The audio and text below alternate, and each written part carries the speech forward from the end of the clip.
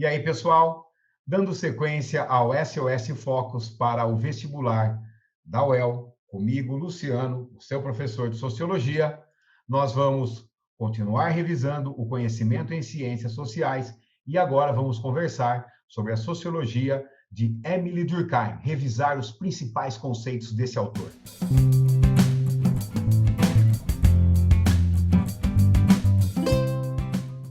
Exercício número 1. De acordo com Suzy Orbach, muitas coisas feitas em nome da saúde geram dificuldades pessoais e psicológicas. Olhar fotos de corpos que passaram por tratamento de imagem e achar que correspondem à realidade cria problema de autoimagem, o que leva muitas mulheres às mesas de cirurgia. Na geração das minhas filhas, há garotas que gostam e outras que não gostam de seus corpos. Elas têm medo da comida e do que a comida pode fazer aos seus corpos. Essa é a nova norma, mas isso não é normal. Elas têm pânico de ter apetite e de atender aos seus desejos. Veja que o enunciado traz aí uma situação, um padrão estético a ser seguido pelas pessoas na contemporaneidade, especialmente as mulheres. Então, uma pressão que as mulheres estão sofrendo para estarem com o corpo da moda.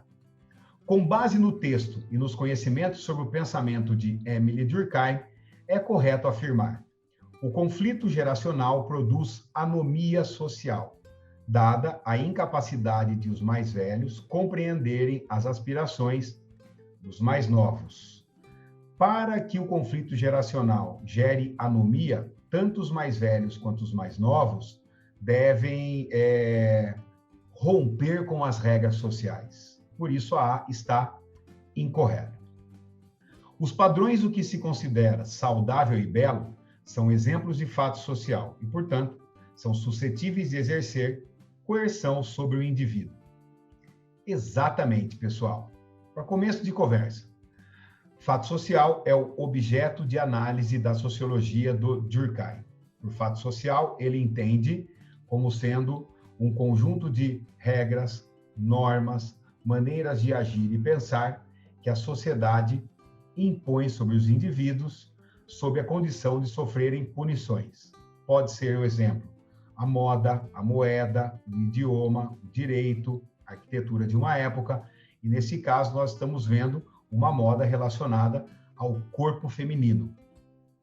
Os fatos sociais têm 3 características. Eles são gerais, se estendem para todas as pessoas de uma sociedade.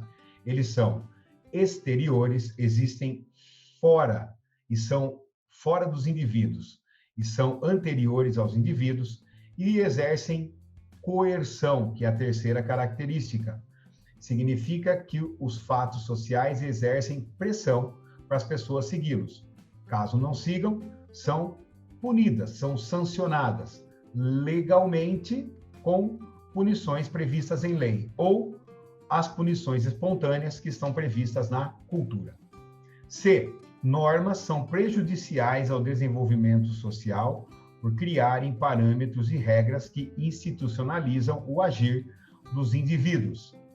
Negativo, né, pessoal? Para o Durkheim, as normas e as regras estão ligadas aos fatos sociais e são importantes para a manutenção da ordem e do progresso de uma sociedade, uma perspectiva bastante positivista, do qual o Durkheim faz parte. A consciência coletiva é mais forte entre os jovens, voltados que estão a princípios menos individualistas e egoístas. A consciência coletiva é uma forma de pensar que é comum à média dos membros de uma sociedade que forma um sistema determinado e com vida própria. Ela é exterior e coercitiva.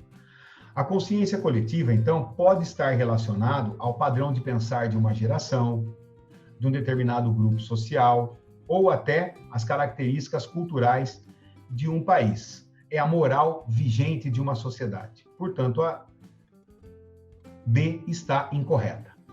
A base para a formação de princípios morais e de solidez das instituições são os desejos individuais, visto estes traduzirem o que é melhor para a sociedade. Negativo.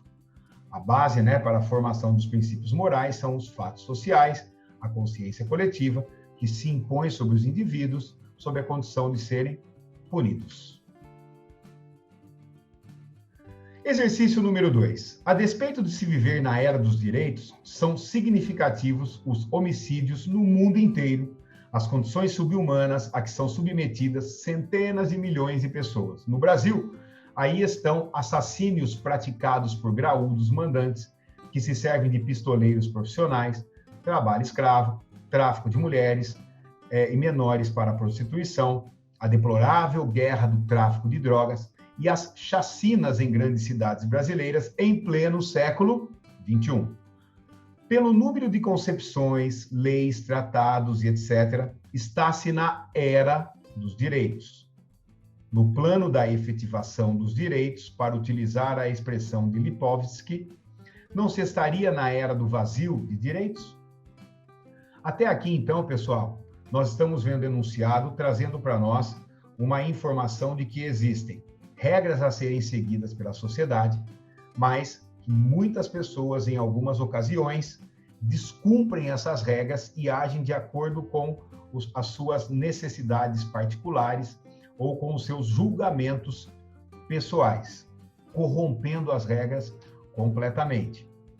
Situações sociais desse tipo são analisadas por alguns sociólogos a partir da consideração de que nos encontramos em, isto aqui é muito importante para nós, uma condição social em que as normas reguladoras do comportamento perderam a sua validade, onde a eficácia das normas está em perigo.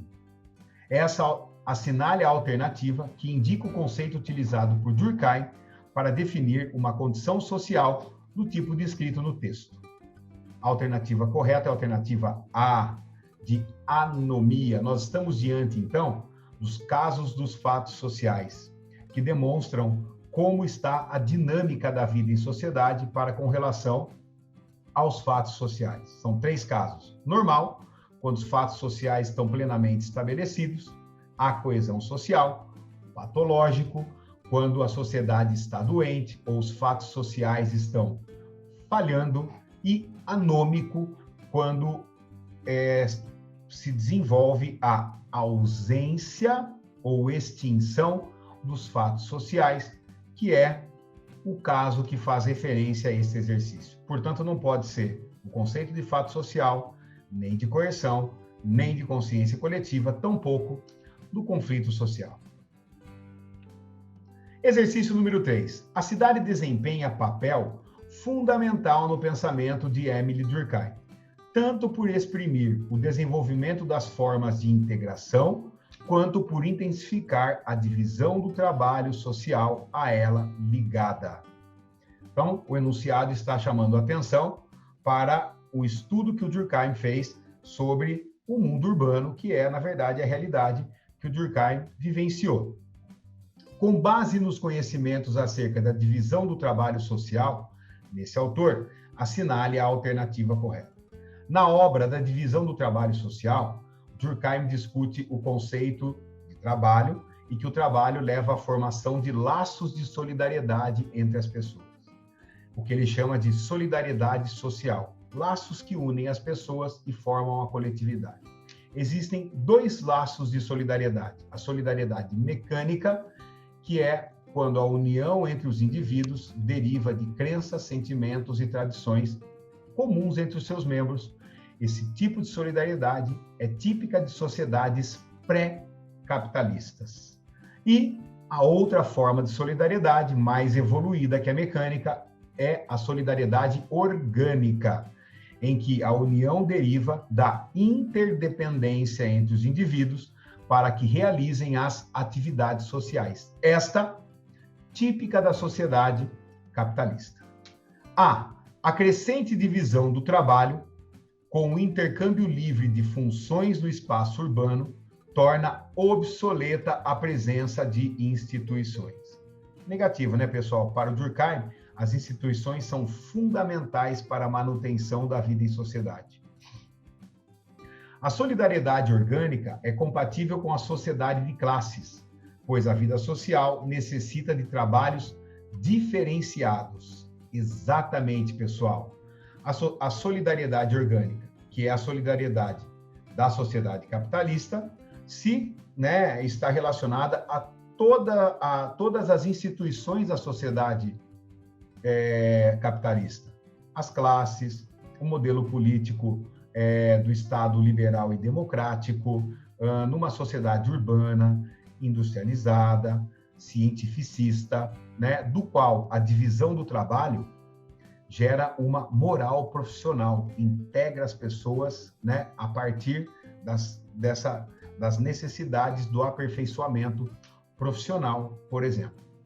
C. Ao criar seres indiferenciados socialmente, o homem-massa, as cidades recriam a solidariedade mecânica, em detrimento da solidariedade orgânica. Bom, as cidades, segundo Durkheim, se for a cidade moderna, é uma solidariedade orgânica. E o homem-massa deveria ter sido feito alguma referência aos meios de comunicação de massa.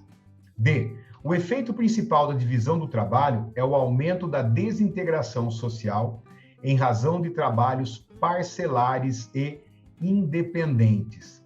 Negativo, pessoal. Para o Durkheim, na solidariedade orgânica, o principal efeito da divisão do trabalho é uma coesão social a partir da moral profissional. É uma integração, né, de interdependência entre os indivíduos e interdependência entre as instituições sociais. E o equilíbrio e a coesão social, produzidos pela crescente divisão do trabalho, decorrem das vontades e das consciências individuais. Negativo, né? O equilíbrio e a coesão crescente da divisão do trabalho decorre da moral profissional. Exercício número 4. Por meio de seus estudos a respeito da religião, Emile Durkheim aponta para, além dos aspectos básicos de qualquer instituição social, coesão social, fortalecimento social, solidariedade e etc., que a. Toda religião, ao expressar os mais altos valores de uma determinada sociedade, faz com que não haja nenhuma que seja falsa. Exatamente, pessoal. A alternativa A está correta. Em As Formas Elementares da Vida Religiosa, o Durkheim estudou o totemismo australiano para compreender a função da religião na vida em sociedade como um elemento importantíssimo de integração da convivência social. Para além da divisão da realidade entre sagrado e profano, a religião expressa as concepções de mundo que os indivíduos da sociedade têm. Por isso, nenhuma religião é falsa, já que ela está conectada com as crenças que a sociedade reproduz e é uma instituição importantíssima para a manutenção da ordem e da coesão social. B. Para ele, a religião, ao servir-se dos homens e apaziguar a sociedade, é apenas um aspecto da construção ideológica da sociedade contemporânea. Negativo. Quem vai discutir a noção de religião como um elemento ideológico vai ser o Marx, dizendo que a religião se apresenta como o ópio do povo. C. A religião nada mais é do que um fóssil cultural. Daí a perpetuação da religião primitiva, a que pode ser facilmente visto pela sua pouca ou nenhuma relevância social no mundo contemporâneo. Negativo. Para o Durkheim, inclusive, a religião é extremamente importante porque ela é o ponto de partida da busca por explicações dos fenômenos naturais e sociais, o que é o precursor do pensamento científico. D. Seus estudos sobre religião são mínimos e pouco relevantes, pois seu foco foi os fenômenos sociais, aos quais denominava fatos sociais, do qual a religião faz parte. A religião também é um fenômeno sui generis, um fenômeno que faz parte da vida em sociedade. E a religião como prática social está subordinada aos aspectos econômicos, esses sim determinantes das ações sociais dos indivíduos e explicativos das visões de mundo adotadas pela sociedade. Negativo. Aqui, né, a alternativa E faz um misto da noção de Max Weber com a religião protestante, como aquela que vai ser importante né, no protagonismo da sociedade capitalista e também que vai promover um desencantamento do mundo e uma racionalização social. Exercício número 5. A Secretaria Municipal de Saúde de Curitiba alerta pais responsáveis por crianças e adolescentes e os profissionais da saúde, de educação e saúde em relação ao jogo Baleia Azul, que propõe 50 desafios aos participantes e sugere o suicídio como última etapa. Esse foi um dos alertas nos últimos meses relacionados ao jogo Baleia Azul e a possibilidade de suicídios de adolescentes de 13 a 17 anos ligadas a ele.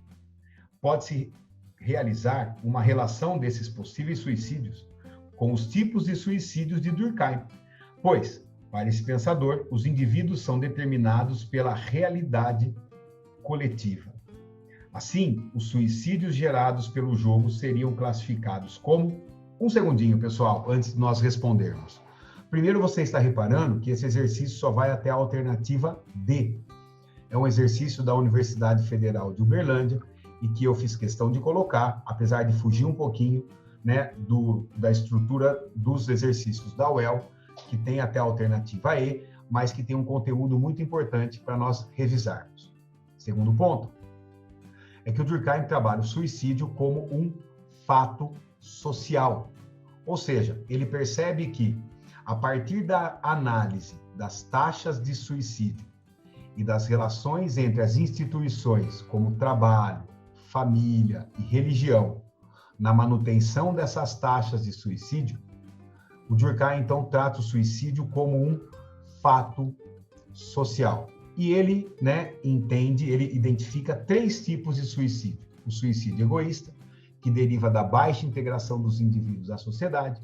O suicídio altruísta, que deriva da alta integração dos indivíduos à sociedade. E o indivíduo anômico, que deriva da desintegração social. Existia um 4º tipo, que era o fatalista, que derivava da pressão que a sociedade exercia sobre os indivíduos, mas que o Durkheim eliminou da sua análise. Portanto, 3 são os tipos de suicídio analisados por Durkheim. Então, qual é o tipo de suicídio gerado pelo jogo Baleia Azul? Suicídio egoísta? Anômico? Etnocêntrico não existe e cultural também não existe. Por isso aqui, o suicídio é o egoísta. Essas crianças estão se isolando da família, da escola, né, praticando várias etapas do jogo Baleia Azul, por exemplo, a mutilação nos braços, né, escondendo da família, não procurando ajuda, e algumas delas acabaram praticando o suicídio egoísta e, infelizmente, se isolando das instituições sociais. Beleza, pessoal? Vamos ficando por aqui. Até a próxima. Valeu. Tamo junto.